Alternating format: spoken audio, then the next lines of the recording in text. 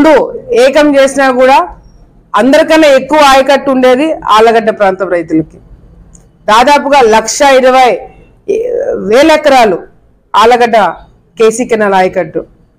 So ఇవన్నీ కూడా ప్రభుత్వం దృష్టికి తీసుకెళ్లాము. మంత్రి గారితో, ముఖ్యమంత్రి గారితో కంటిన్యూస్గా మేము మానిటర్ చేస్తున్నాము. ఈ ప్రాంత రైతులకు ఏం కావాలనేది మేము సజెషన్స్ ఇస్తున్నాము. ఐఏబీ మీటింగ్స్లో చెప్తున్నాము. తప్పకుండా ప్రభుత్వం స్పందిస్తుందన్న నమ్మకము రైతులతో పాటు మా అందరికి కూడా ఉంది. కానీ ఇక్కడ ఏమవుతుంది, వైసీపీ నాయకులు ఈరోజు గతంలో అధికారం అడ్డు పెట్టుకొని ఏ విధంగా కేసీ కెనాల్ని బూర్ చేశారు, బూర్ చేసి దాని మీద రియల్ ఎస్టేట్ వెంచర్లు చేస్తున్నారు. ఆళ్లగడ్డలో వెంచర్ చేసి కేసీ కెనాల్ అంతా కూడా బూర్ చేసి మరి దాని మీద వెంచర్ వేసి ప్రజల్ని మోసం చేయడం జరిగింది.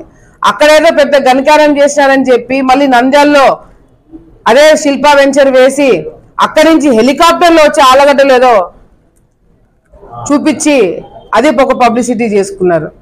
అది కూడా అసెంబ్లీలో ఎంక్వైరీ పెట్టిస్తున్నాము. ఆల్రెడీ ఎంక్వైరీ స్టార్ట్ అయింది, ఒక స్టేజ్కి వచ్చింది. తప్పకుండా ఎవరైతే ఈ వాటర్ బాడీస్ని, అది తెలుగంగ కావచ్చు, కేసీ కెనాల్ కావచ్చు, ఏ ప్రాజెక్ట్ అయినా రైతులకి నీళ్ళు అందజేసే దాంట్లో నిర్లక్ష్యం చేసిన అధికారులు, ఎవరైనా కబ్జాలకి గురి చేసి రైతులు నీళ్ళు రాకుండా చేసే కార్యక్రమాలు చేస్తే మాత్రము వాళ్ళ మీద కఠినంగా చర్యలు తీసుకొని క్రిమినల్ కేసులు కూడా పెట్టడం జరుగుతుందని చెప్పి కూడా ఈ ప్రభుత్వము తొందరలోనే నిరూపించడం జరుగుతుంది. వాళ్ళలాగా వచ్చిన వెంటనే అడ్డదిడ్డంగా కేసులు వేసేయడము పెద్ద పనే